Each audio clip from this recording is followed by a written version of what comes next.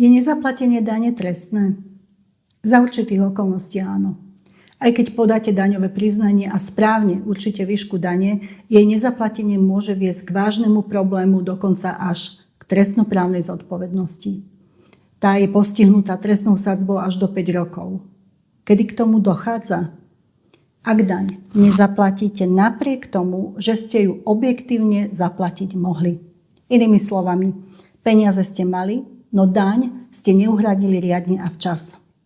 V takom prípade už nejde len o vzťah s daňovým úradom, ale o problém, ktorý riešia orgány činné v trestnom konaní a následne súd.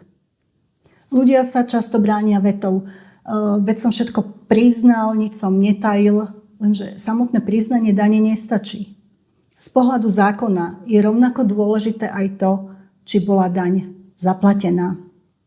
Pri tomto trestnom čine sa skúma najmä to, či mal daňový subjekt reálnu možnosť daň uhradiť, teda či mal z čoho zaplatiť.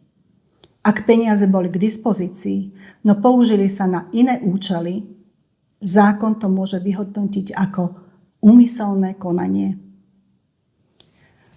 Vo svojej praxi sa s týmto stretávam opakovane.